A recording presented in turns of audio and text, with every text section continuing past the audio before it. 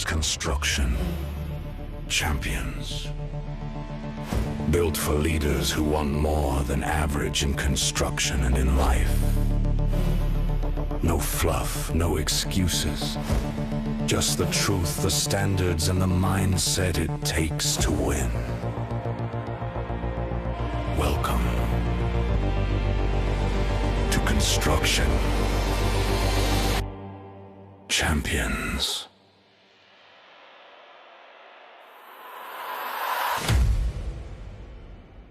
Welcome back to Construction Champions. I'm your host, Ron Nussbaum, and I am super excited for today's episode.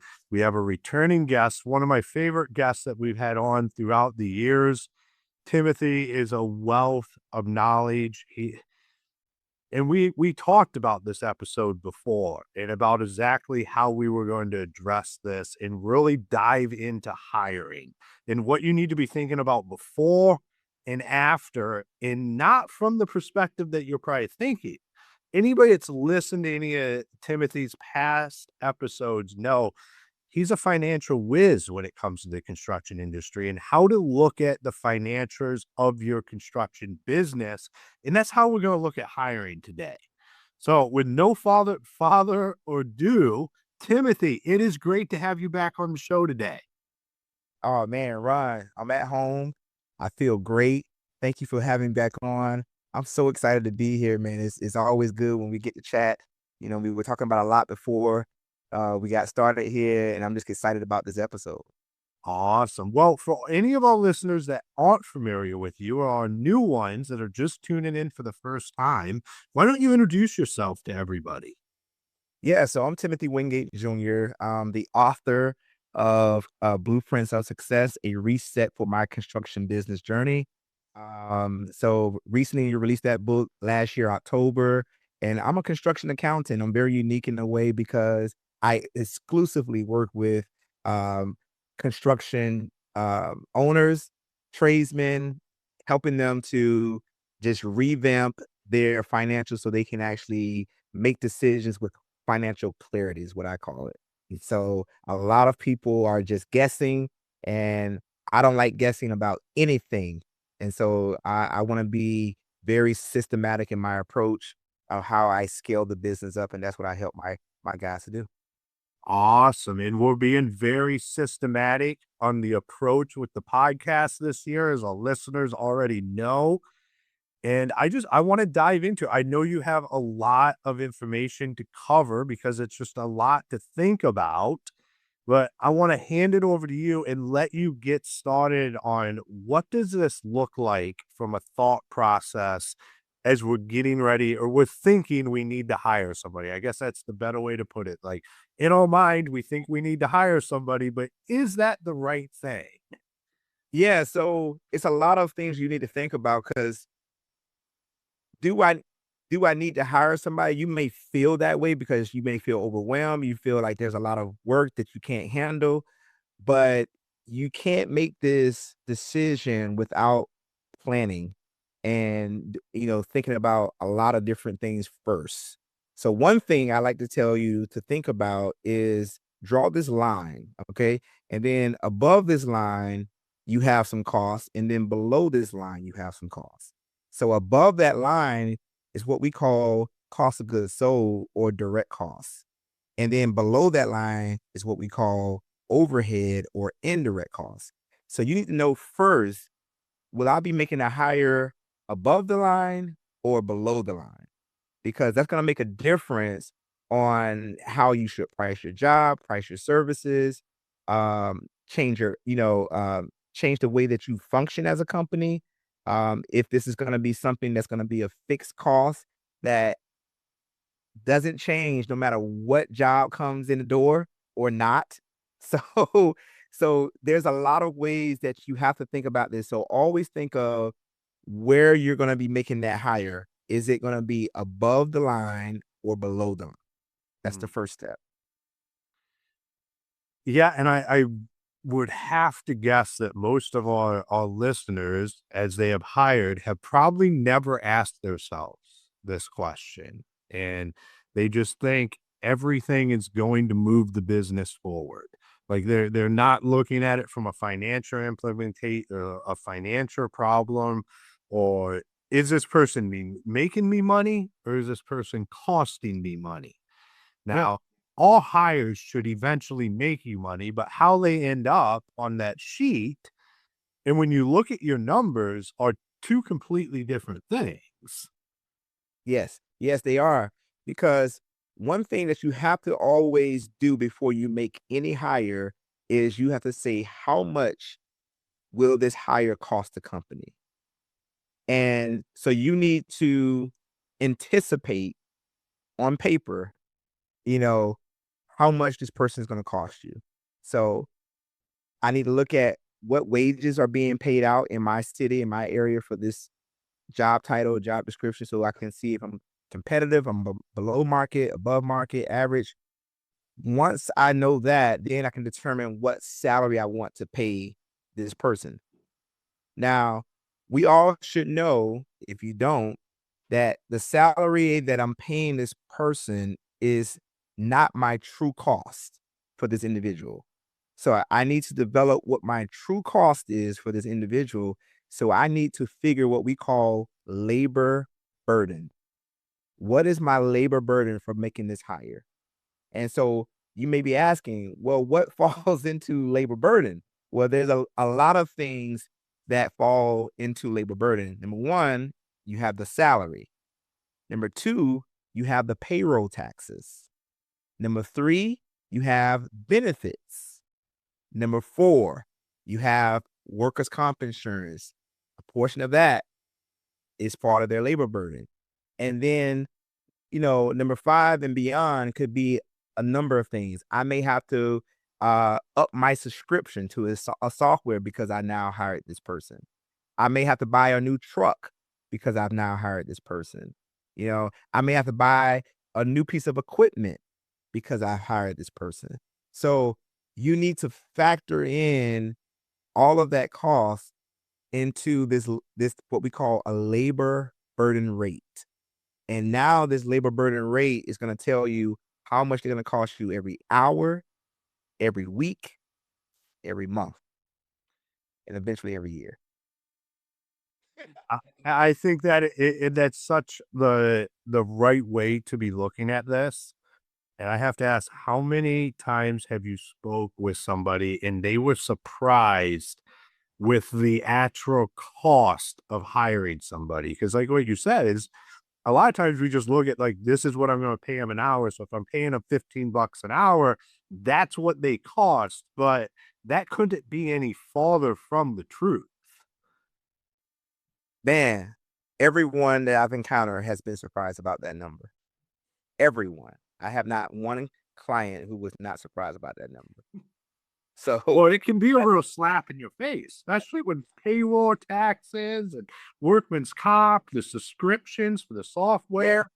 I would hope we at least understand if I have to buy another truck for them to be in, but sometimes it's just like we're so stressed about hiring people that we don't even think about the what are table stakes when it comes to hiring people.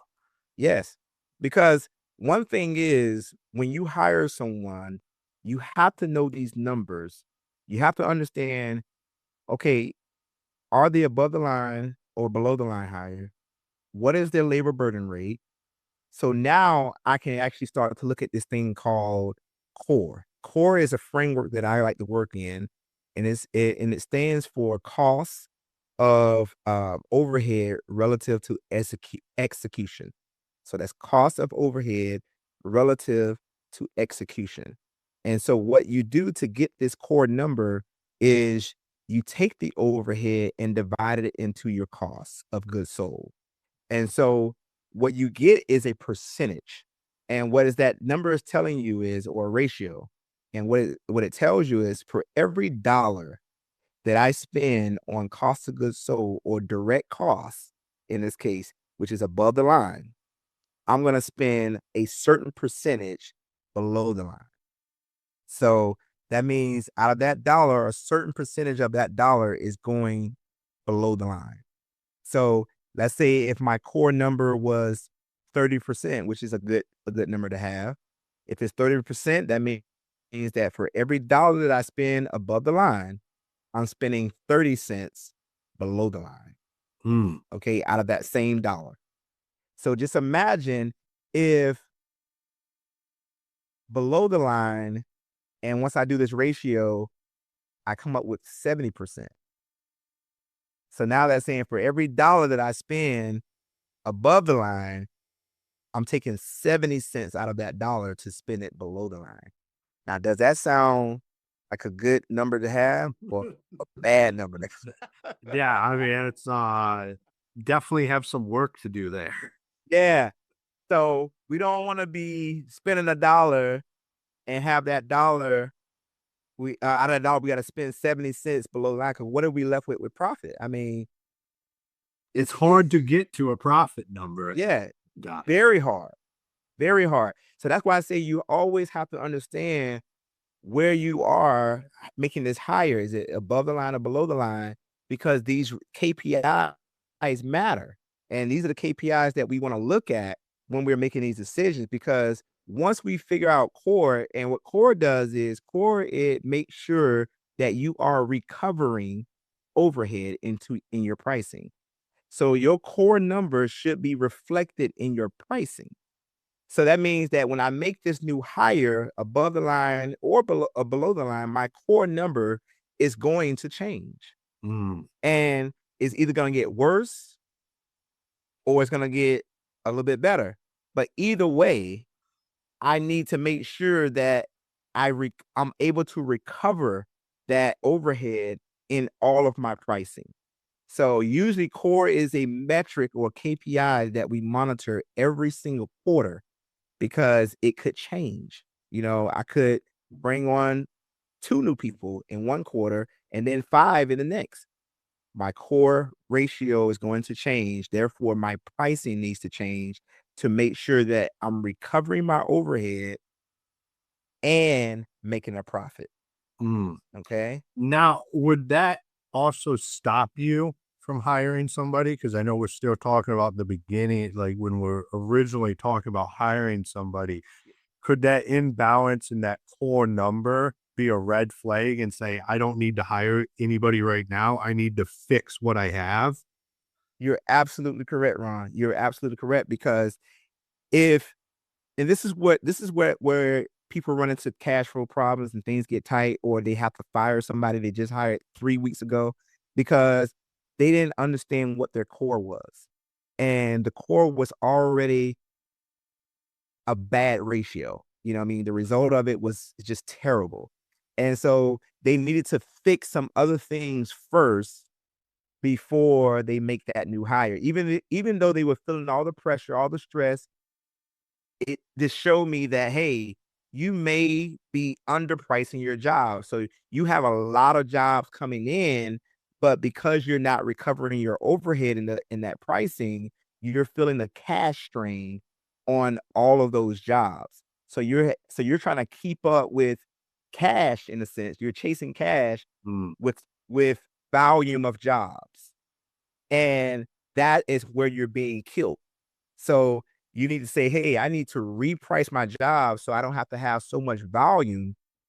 And then now I have room to breathe. And now I have room to add someone else in to even scale it up further. Because when you make a new hire, if you don't have the correct systems in place when you're onboarding them, you will lose them. Even if they are a great hire, even if they are an A+ worker, you will lose them because you don't have the correct systems in place, and they're feeling the pressure the same way you're feeling the pressure right now. You know?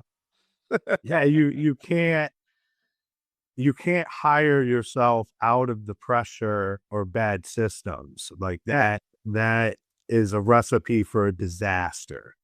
Yeah. Yeah, absolutely. So that moves us to my next point that I like to talk about is, if your core ratio is good, you know where you're hiring, if you're hiring above the line or below the line, you understand the labor burden, you feel comfortable with all your numbers, you feel confident to say, we are in position to hire. Now we got to find the right hire. And this is a lot of times where people mess up at too, because this costs you money. And I have this thing called test before you commit. All right. Test before you commit.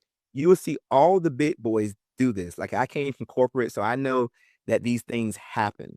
Um, what test before you commit does is it makes sure that you're hiring someone who says that they have a certain set of skills, and you validate that. All right. So, hey, I'm down, out of 50 applications, I'm down to my last 3 candidates. I really, trying to make a choice between them. So guess what you do? You hire them for a half a day. You pay them what you would normally pay somebody. In this case, for this example, let's say a half a day costs you $150. I pay one person $150 to come in and do the thing that I'm hiring them to do, and see how well they do it. And I pay each person $150, for a half a day to come work with me to see if they can actually perform. That will save you so much money. It's unbelievable. Like, because if you don't do that, what you end up doing is making the hire, and you end up spending between $12,000 and $17,000 over the next 60 to 90 days, only to discover that this was a bad hire. But what just left your pocket? Your 12 to 16 or $17,000 just left your pocket, all because you didn't test before you committed. Mm. I love this. I have been down the road of implementing this, from sales reps to service reps to extra production labor guys as well. It does a couple of different things. Not only do you get a taste for them, but with the field side of things, they get a taste for the work, and it's something they even want to do. But I will say, you help companies nationwide do this kind of stuff. Man, did we get pushback? I mean, I got pushback from the management team. Like, we're looking at this from a leadership perspective and taking it to the management team and having these conversations, and HR, management, like, everybody was so anti this because it's the trade secrets, it's this liability, it's all of this different stuff. And it probably took us 6 months to work through and get everybody on the same page so people felt comfortable with bringing. We just caught it was a one-day thing where if you're a finer candidate for the position, we're gonna bring you in for 1 day. Like you said, we're paying you to be here. We don't expect free labor, but we expect you to come here, show us what you like, that you have the abilities, that this is an environment that you wanna work in, and we got it there, but it was an uphill battle, let me say that. Yeah, you know what? You know what the big boys call this system? They call it an internship. It's a paid internship, okay? Except we're doing what you think they're doing with interns. They're trying to see who are the cream of the crop. You know what I mean? Like, hey, I'm gonna put together this internship program, see all these people who have so-called been trained in college and have the skills that I'm looking for, and I'm gonna pay them for X amount of time to see if they got it. If they got it, guess what they do? They offer them a job at the end of the internship. We want to keep you. It's the same model. So why are small businesses not doing it? Why are the small contractors not doing it? Why we are not testing it? And we don't have to do it as long as the big guys do it. Like, they're doing it for weeks, internship program that may last 3 months. This is construction. Either you know how to, screw a drywall screw in, or you don't, So it's easy. I can see it in 4 hours if this person got it or not. And I only spent $150. That's a nice night out with my wife, for a nice dinner. I can do that. Easy, no problem. Yeah, no, I agree with that 100%. I love the intern language around it. Because I think if I would have had, this is years and years ago, if I would have approached it with more of that kind of language, then like we just need to bring people in and give them a shot for a day. Like as long as if they make it through the interview process, we've already invested that amount of money in them, like to get them there. Like instead of going forward and still rolling the dice, like let's bring them in for a day and see what they have. And that's probably, where HR was like, Ron is out of his mind. Like, what do you mean? See what they have? Like, it's all a verbiage thing. Yeah, they it's hard to think about when you're not the business owner who's up at night, who is feeling the pain of making a bad hire and feeling the pain in a grand way because your bank account looks different. And so this is what needs to be motivating you to make sure that you find the right person, because even when you find the right person, there's one last thing that needs to happen. And that is called, well, what I like to say is ask this question, like, how do you ensure that they are able to make your company profitable? So that's a question that I ask. I'm like, how, because you testing them out in the field. They did a great job for half a day. You feel confident in this hire, but how are you ensured that they're gonna make your company profitable? Well, the only way you can ensure that is you have to have training for them.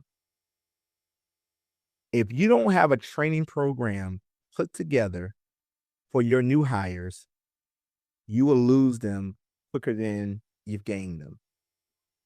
You have to have a template that says, this is how we do this here. I know that you're a skilled carpenter. I know that you're a skilled, floor contractor. I know that you have the skills, but you need to know how we satisfy our customers here. And so we follow this templated process to get you from point A to point B. And I want you to know that I'm going to give you the resources to help you be successful here. So you have to have a training program put together, and it doesn't have to be anything fancy in the beginning. It can just be, hey, we like to hang our drywall this way. So I want you to record me on video hanging drywall. And then I'm gonna put that into a Google Drive that called training for my new drywall laborer. And when they come in, that's one of the videos that they watch. It's very simple. It doesn't have to be, outrageously sophisticated in the beginning. It will get there. But you need to have that, because let me tell you, people stay where they are growing and learning. You don't want to leave a place where you're growing and you're learning. So that is what your company needs to represent. A place where people come here to learn and acquire skills and to elevate themselves and see a place where they can grow, and they see the company is growing. So when they see that, man, no one wants to get off that train, because that train is moving and going to a place where I want to be a part of it. And the only way you can ensure that is you're always training. You're always saying, hey, we're gonna be training you on the new piece of equipment that we just got in. We're gonna bring in, this speaker or this guy to come show us how to lay down flooring using this new flooring system. You know, all these type of things. When they feel that, hey man, we're on the cutting edge of construction. We do things very different here, and I love it. I don't want to leave. That's how you keep great employees. Absolutely. And you're 100% right, is that it doesn't have to be perfect to start. And it's an ever evolving thing. As you grow as a company, this will evolve. And that statement that you made about this is how we do it, man, I latched onto that. And like that was just the backbone of everything. Anything that was like, well, this isn't how I've ever done it before. I understand that. I hear that, but this is how we do it here. And that's one of the things that make us different from everywhere else you've been. And that's why our clients continue to come back to us. It's why we can charge a premium. It's because of this is how we do it. And we just have to do it that way with everything we do. Absolutely. I can't tell you um, how important that is because you need to have a way of being able to uh, make your company stand out because a lot of people are putting a lot of money, time, and resources into finding the right client. So you're marketing, so you're making sure you're branded, your logo looks great, your website looks great. But what are you doing to market your company to a future employee? Are you making sure that it looks attractive? And because you make yourself attractive by saying, hey, we train here, we use the latest and greatest softwares. We make sure that you have X, Y, and Z to perform so that way you can perform your job well. You put time and resources into, attracting the right employee and the best employees. And so the same effort you're putting into marketing to the consumer or the client in this case, put the same effort into making yourself look like a, beautiful flower to a an employee who's looking to work somewhere and grow. Mm, absolutely. So I know we've covered a lot on the front side here so far on the what you have to pay attention to before you even hire somebody or like before you even have the thought that I need to hire somebody, you need to start putting this stuff in place. Does that pretty much cover the front side of this before we move to the afterwards side? Absolutely. Absolutely. Awesome. Well, let's dive into what has to happen. What is it that we need to be watching financially once we have hired somebody? Yeah. So again, we talked about core. Remember, that's cost of overhead relative to execution. That number needs to be constantly monitored because another thing that can throw core out of a favorable ratio is um, inefficiencies in the field. And what I mean by that is overtime. Such a touchy word to use in the construction industry. Because some people don't mind paying overtime to get a job completed, but paying that overtime could actually throw that ratio out of sync and now have what started out to be a very profitable job become a break even job or a job that loses money. So you need to get to the bottom of why did I have to pay overtime? Is it because the person I hired uh, didn't have all the skills and therefore I had to go in and correct them and say, hey, we need to do some rework? Um, what I call this is sometimes what we call contractor variances. So things that happen that was our mistake. And so rework could be our mistake or the customer's mistake. But we need to find out which one it is because if we didn't charge for it, if it was the customer's mistake, that means we got out of scope and we never submitted a change order that put us back into scope or corrected the scope. So therefore, this person just got a free whatever, you know, and we paid for it and it was on our dime. That's how you have to look at it. So you need to constantly be monitoring, KPIs like core to see because it's a silent alarm. It shows you, hey, something is off, and I need to start asking some more questions, and I need to start digging in. And if you don't have those silent alarms, you will see a slow leak that's not even visible. It's like a leak up under a slab, a foundation of a home. You don't see it until it becomes a bigger leak. You know what I mean? But that slow leak, it could be leaking, and you just see the water bill creeping up. You're like, man, they kind of increased that water bill. They didn't made it a little more costly for me. But that's not the case. It's just you have a crack in the pipe. But you don't want to wait till that crack in the pipe becomes a broken pipe, because then a broken pipe requires some reconstruction, bringing in some new pipe, digging up on, cracking up the foundation, getting up under there. It requires a lot of work where we could have probably just, you know, slapped something on it and then we're good to go. We can keep moving. So you just need something that to show you that there is a leak. And that's what core does. Core shows you that, hey, there is a leak somewhere and you need to find it. Yeah, coming from that industry, I mean, it gets catastrophic real quick. And it's never easy to fix that stuff.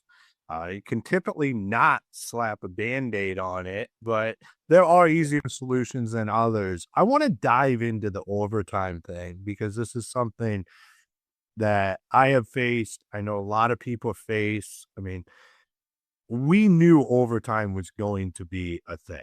Like, we worked 5 days a week, typically 10 to 12 hours. We were in a state where anything over 40 hours a week was paid time and a half. Uh, I know how we address that. I don't know if it's the right way or not, but what do you say? Like, how do guys take into something that it's not, it's an inevitable thing, is we're going to have to deal with overtime. But we can't deal with it in a way that it completely impedes all bottom line. Like, we have to have a plan in effect when we know it's going to happen. I think we need to get to the bottom of why is it going to happen? Why is overtime going to happen? Did we overpromise a client? Saying that they can get their project completed in 3 weeks, and we know that it was going to take 3 months. you know, Yeah. what's the reason why we have to account for overtime? And if we have to account for overtime, did we effectively account for it in our pricing? Yeah, so I speak from my own experiences here. Is in order to hit the numbers that we wanted to hit, we couldn't do it in 40 hours. And how we looked at it was, we understood what payroll was. We understood, like, we knew, like, we had a number. We needed to have labor under 13.5%, period. Overtime, foreman bonuses, everything. As long as we hit that number, we were extremely profitable. Once we got out of that, so we knew we had metrics that we followed to be able to say, like, if we have a job that spikes to like 18% labor, like, what happened there? But as long as we were at 13.5, which is what every job would be, as long as we fell within the frame, because we paid a bonus out to the foreman running the job for anything less, like whatever that labor was, under 13.5, he made as a bonus on that project. So we tried to keep labor a clean 13.5 across the board, but we knew overtime was accounted into that number because we knew come Friday, pretty much everybody's going to be on overtime. And it didn't financially make sense for us to just close shop because we still made money on the jobs we were doing at that point in time. So that's just speaking from where I was at. in my understanding of this stuff. Yeah, so it all depends because a lot of times contractors are not accounting for overtime before the job starts. So, yeah, if you're planning this job out and you're accounting for overtime before the job starts and you're adding core on top of that number to make sure you recover your overhead with the overtime, then yeah, you're gonna still be profitable because at the end of the day, we're setting out to make a certain profit margin on every job. And long as we do that, we've done our job. So it doesn't matter if we account for overtime. Now, the only thing that we can think about in this case is this something that the employees or the team members appreciate? Because if, they're saying yes to overtime because the boss, they want to make the boss happy, is that worth it? Because in this case, um, this employee may say, man, I wish I can be home a little bit more with my kids and didn't have to work so much. So I think it boils down to you as a business owner really seeing how overtime is affecting your employees or team members and seeing if you need to do something about it, Yeah, I and agree. I agree 100% with that. Man, I wish we knew each other a decade ago. We would have had all kinds of great conversations because like the stuff like where your head's at is where my head was at. And we had crews that didn't work as many hours, but they didn't do as much volume. So, but that was their plan. Like that's how they wanted to operate. They were still a profitable crew. They still did what they needed to do. And then I had guys that worked a lot more, did a lot higher revenue numbers, and they made a lot more money.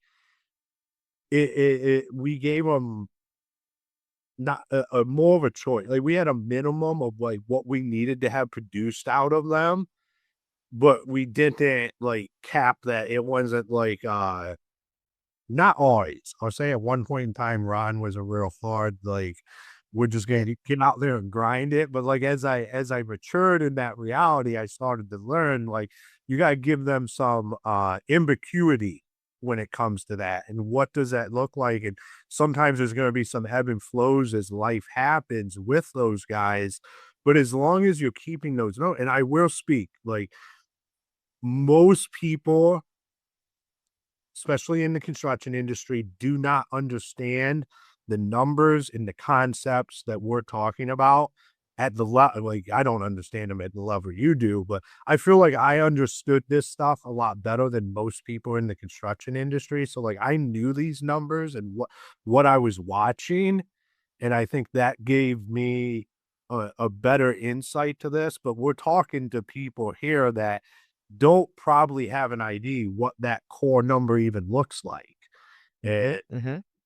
that we could go down the road on this, but let's continue on before I go down a rabbit hole on this. Yeah, and actually solve some people's problems. What else do we need to be paying attention to after somebody's hired?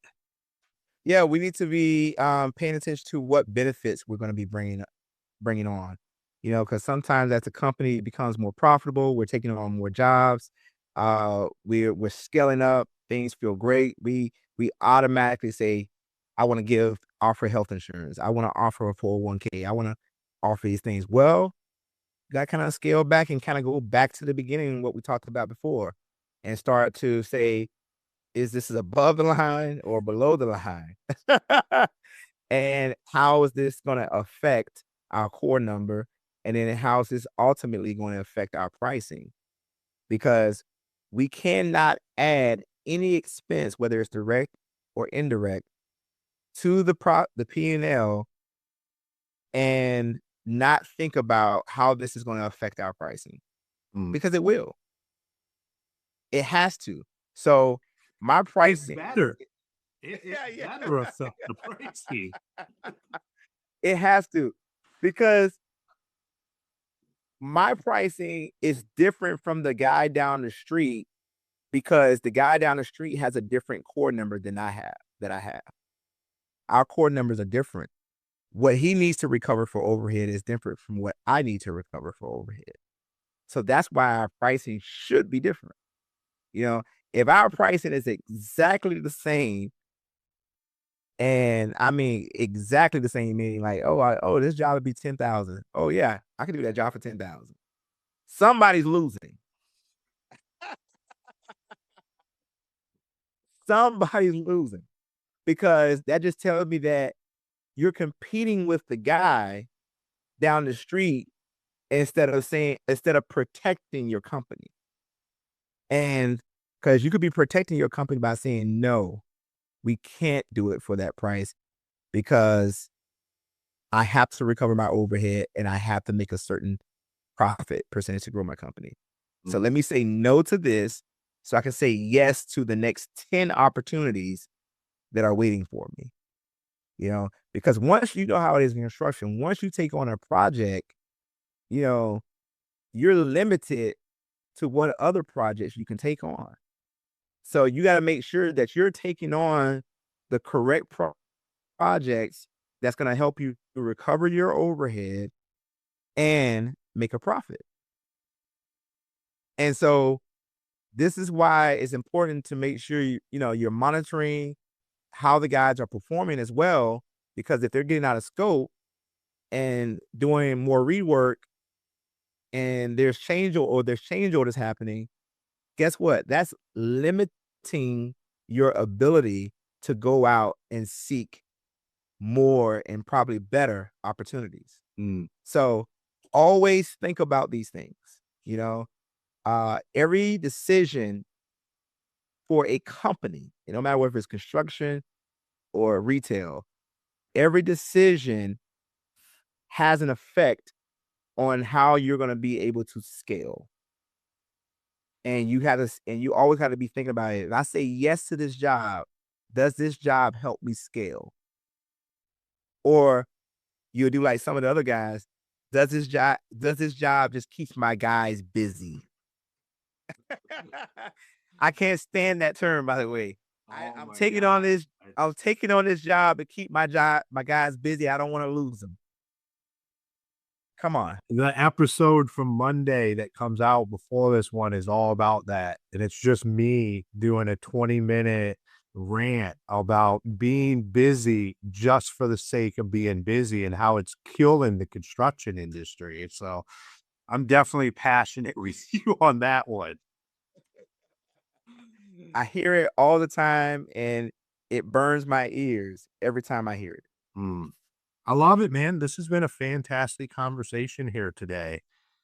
For everybody listening, if they wanted to pick up a copy of your book, connect with you, everybody, Timothy is a wizard at this stuff. If you can't tell, like I said, I wish I would have known him 10 years ago because like we would have been in the trenches and he would have probably saved me a lot of headaches that I had to figure out on my own, with a great supporting cast, a great team, but still, until we hired financial wizards, we were just kind of throwing darts at the dartboard with a better understanding of the dartboard, I guess. So, where can people connect with you?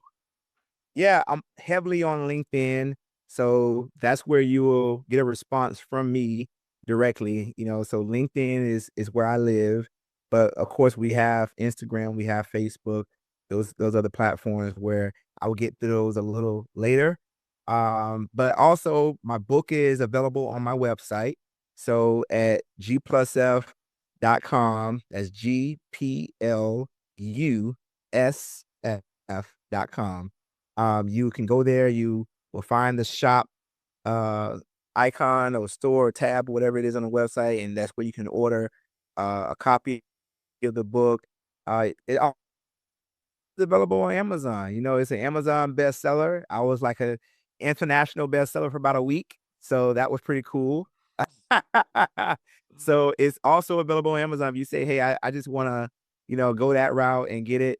And we have the audio version, which I had a great voice actor named Michael Klon, who did a fantastic job on the audiobook.